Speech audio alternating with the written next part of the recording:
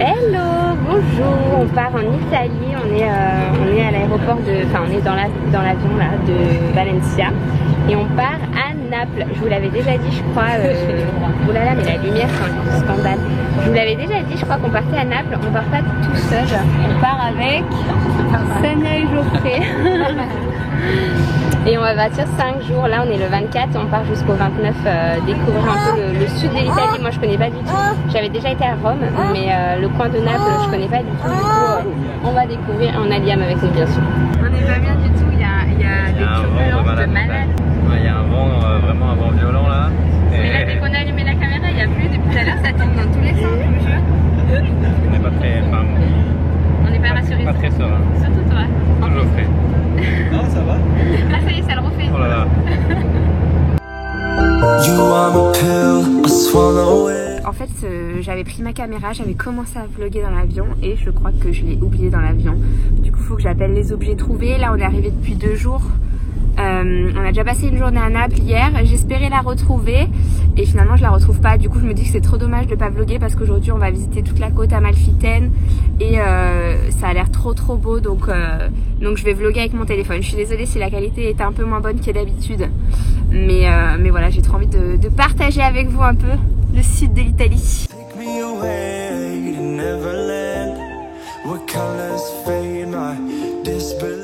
On vient d'arriver du coup à Sorrento et c'est super joli. Là il y a une petite rue piétonne avec plein de petites boutiques et tout. Et c'est juste à côté, la mer elle est là, je vous montrerai tout à l'heure. C'est trop mignon, ça me rappelle trop le sud de la France par contre. Hein. Du coup on a loué une voiture et on a mis je pense 1h20 pour venir ici depuis Naples. En vrai c'est vraiment pas loin en distance, mais par contre les routes elles sont toutes limitées à 40-60 km/h et elles sont toutes petites aussi. Pour passer à 2 voitures des fois dans les villages c'est compliqué. Du coup en fait on met un peu de temps pour y aller. Il y a plein de tunnels et tout, mais ça vaut le coup, je pense. C'est vraiment super joli. Ici on est à Sorrento et après on va aller à Positano. Ça fait super longtemps que j'ai envie d'aller là-bas. Et apparemment l'été c'est bondé. Là on est au mois de janvier donc il devrait pas y avoir trop de monde. Et encore que s'il y a du monde là je trouve pour un mois de janvier. C'est pas vide.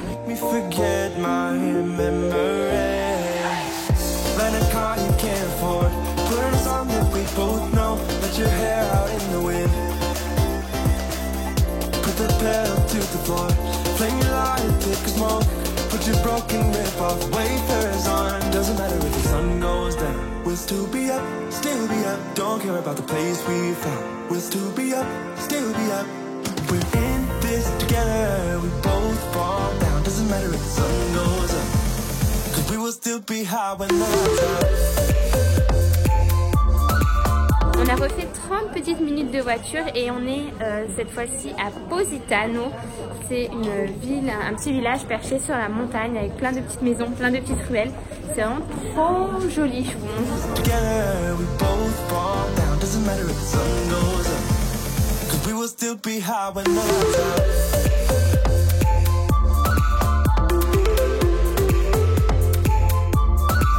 Bon, on vient d'arriver sur un spot vraiment pas terrible. Là il y a une vue incroyable, on voit à perte de vue là-bas les crêtes et tout. Avec le petit village niché dans la montagne. C'est vraiment un endroit magnifique. Qu'est-ce que t'en penses, Geoffrey? T'aimes bien toi? Très beau. Très beau, non? Là on est bien. Ouais. Et toi, Caroline? C'est trop beau. T'as envie de te baigner ou pas? Non. Mais la mer en fait c'est une plage noire. Le sable il est noir, ouais. C'est la mer noire. Ça t'as un beau profil là, Geoffrey là. Ça te plaît? Tu me dis. Il n'y a pas à dire, ce qu'on préfère en Italie, c'est la bouffe. C'est l'heure du goûter. C'est une espèce de petit truc là. Celui-là s'appelle nocciola. Celui-là c'est quoi? Pareil, les pistaches. À la pistache. C'est une tuerie. C'est si bon. On est au Lounge Bar Paradise. Si jamais vous venez à Positano, faut tester. C'est juste en face de la mer.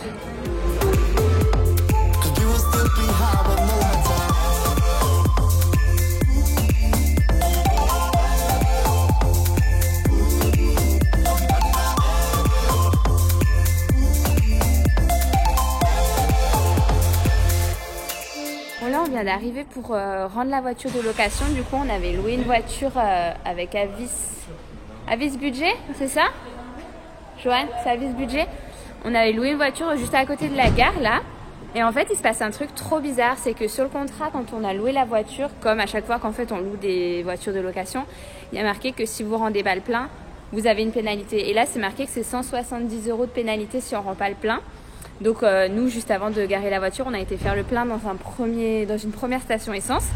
Et quand on est arrivé ici, on a vu que la jauge, elle n'était pas à fond. Donc on est ressorti du parking, on a dû payer pour ressortir du parking, aller mettre le plein dans une autre station essence. On a réessayé de mettre le plein il y est, sauf que la jauge ne monte pas à 100%. Et donc du coup, demain quand ils vont arriver, parce que là c'est fermé, demain quand ils vont arriver pour voir s'il y a le plein ou pas, ils vont voir qu'il manque. Et ils vont se dire, allez, on va charger 170 €. C'est le triple du prix qu'on a payé la voiture aujourd'hui. Donc on ne sait pas si c'est une arnaque ou si la voiture elle a un défaut. Donc je pense qu'on va revenir, enfin les garçons vont revenir demain matin. Joanne? Ouais, je pense que c'est une arnaque parce que la jauge elle était pleine quand on a pris la voiture. Et il y a sur un commentaire sur internet qui dit que ça est arrivé à une fille aussi. Parce qu'ils ont l'empreinte de la carte bleue, donc après ils peuvent se servir, ils peuvent faire en fait, ce qu'ils veulent. Je trouve que c'est un truc dans le moteur. Au final, ce qu'ils font, c'est que quand ils te la filent, en fait, la jauge elle est pleine. Je sais pas comment c'est possible en fait. Je sais pas non je plus. suis pas mécano, j'en sais rien. Mais c'est quand même bizarre parce qu'on a mis le plein 2 fois, on est allé vraiment jusqu'au bout. On a vraiment, ça faisait clac, clac, clac. On a mis le max, et la jauge elle monte pas. Et nous, on n'a pas des bonnes expériences depuis le début. Les mecs, à chaque fois. Un peu limite quand même. C'est tous un peu des arnaqueurs. Enfin, après, nous, à chaque fois qu'on a pris le taxi ici, on l'a pris quand même 5 fois. À chaque fois, on s'est fait arnaquer. On négociait un prix au début et à la fin, ils nous rendaient pas la monnaie. Ou alors, on montait dedans, ils nous disaient ah le compteur il marche pas, c'est 10 € pour aller là-bas. Ou alors, ils mettaient le compteur. On arrive sur place, ça fait 8 €. Il te dit ah non mais là c'est 10 €, donne-moi 10 €.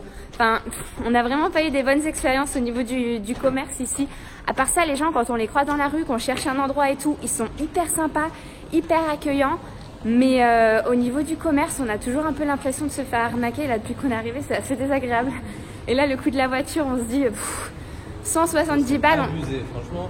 Si vraiment c'est une magouille, c'est abusé, non? Elle est magnifique si c'est une magouille. Hein. Ouais, le lendemain, tu pars à l'aéroport, tu fais un truc comme ça, tu te fais prendre 170 €. Un peu deg.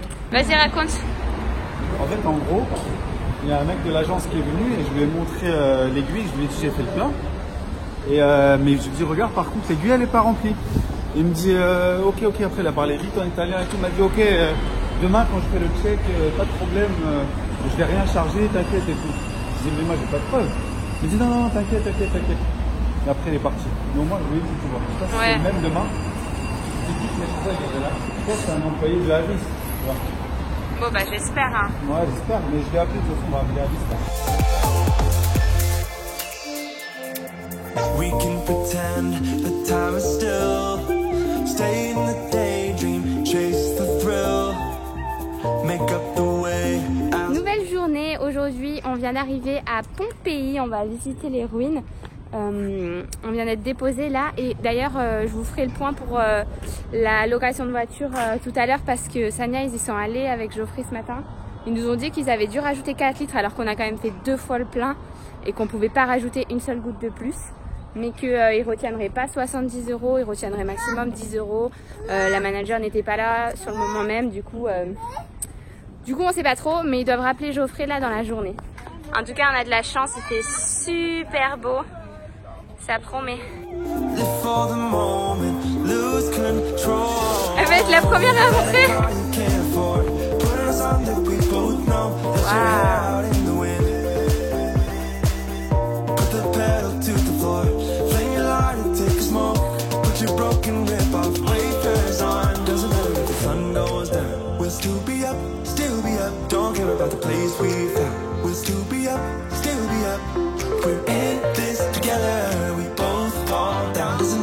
On fait une pizza, Sonia? En vrai, tu fais extérieur comme ça d'été, c'est monstre. C'est vraiment hyper impressionnant de se promener à Pompéi hein, parce que c'est tout hyper bien conservé. Ou alors ils restaurent comme ça, vous voyez, avec des petits échafaudages. Mais on s'y croirait vraiment. On voyage dans le temps, il y a plus de 2000 ans en arrière, quoi. Pizzeria du village. Ah, c'est incroyable. Point histoire. Tania. Tout le monde se regarde. On dirait qu'il se cache vraiment. C'est incroyable. En fait, conservés comme ça dans des boîtes en verre, c'est des corps qui ont été pétrifiés par la cendre du volcan. Et Ils ont été ensevelis. ils ont été ensevelis. Des mètres et des mètres de cendre. C'est vraiment bizarre. Hein. En fait, ils ont été. Ouais. Ouais. Et ça les a conservés, en fait, c'est devenu de la pierre, en fait.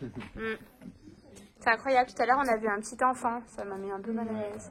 Parce que tout ce petit village, en fait, ici à Pompéi, ça a été enseveli par les cendres du volcan du Vésuve, qui est juste au-dessus de Naples. C'était en quelle année que ça a été enseveli? En moins 74? C'était en quelle année? En moins 79, ça a été enseveli.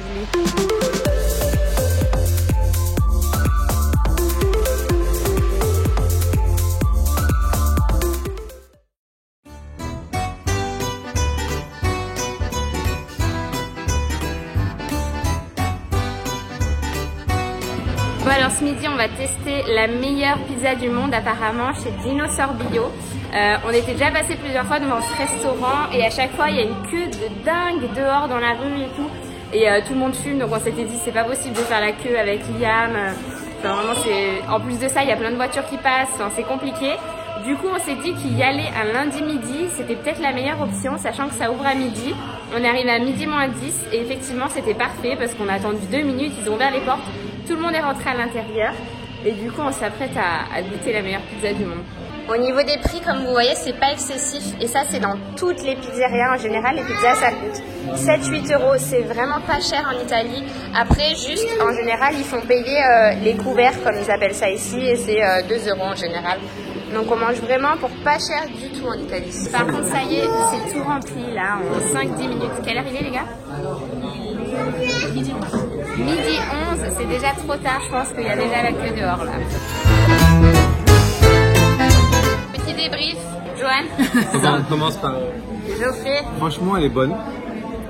Non, franchement, elle est bonne. La sauce tomate un petit peu acide. La mozzarella, ça va, il y a la texture. Mais je pense qu'on a mangé mieux. On a mangé mieux. Ouais. Toi aussi, t'es Machin du président. Ouais, del Presidente. Ouais. Mais c'était pas Fio del Presidente, Non, c'était une autre. sur la rue du tribunal. Johan. Moi, je pense que c'est l'une des meilleures que j'ai jamais mangées, par contre. Ouais, moi aussi. Elle était vraiment très très solide avec du bacon, la bufala, la mozza, la sauce tomate, une bonne pâte. La pâte, elle est super fine en fait. Et du coup, c'est pas écœurant. La croûte, c'est une merveille. Et moi aussi, c'est une des meilleures que j'ai jamais mangées. Après, je sais pas si celle du premier soir, elle était pas aussi bonne. Elle était très bonne aussi. Faut que je vous retrouve le nom. Mais celle-ci, elle était très bonne quand même. Celle du premier soir, c'était Pizza et Baba. Et c'est dans une rue qui est très proche de la rue Toledo, là où il y a tout le shopping et tout. C'est pas connu, mais elle était tellement bonne. C'est un Maradona.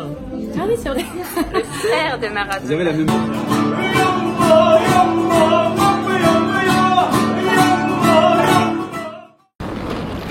Ça y est, c'est déjà l'heure de rentrer. Je suis choquée les gars. On est à l'aéroport là, un peu sans espoir. Je vais aux objets trouvés de l'aéroport de Naples. Et donc j'arrive, il y a un interphone, c'est même pas comme les bagages perdus et tout, c'est vraiment juste un interphone et quelqu'un. Donc je leur dis j'avais pris un vol le 24 de Valencia, nanana. Ils disent, et puis ils me disent bon, ok, on va vous rappeler, j'attends 5 minutes. Ils me disent oh, ok, on a une caméra, c'était quel vol exactement, vous venez de Venise, c'est ça? Je dis non, je viens de Valencia. J'avais zéro espoir. Elle est là ma caméra, elle était bien tombée dans l'avion, ils l'ont bien gardée quoi. Je suis choquée, j'ai rien, faut que j'aille jouer au loto là. C'est pas possible, j'ai trop de chance, je suis trop contente. Bon, du coup sur ces bonnes nouvelles, je vais conclure le vlog ici. On est maintenant dans notre avion direction Valencia, il n'y a pas de retard, je suis contente. Et voilà, j'espère qu'il vous a plu, que vous aurez eu un petit aperçu. Je crois que j'ai pas trop vlogué à Naples même. On a visité la ville, le château de Saint-Elmo, toutes les grandes places, la place du peuple. On a fait que manger des pizzas et franchement c'était super chouette et hyper dépaysant. Donc j'espère que ce petit vlog à Napoli vous a plu. Je vous fais plein de gros bisous et je vous retrouve très bientôt dans un prochain. Ciao!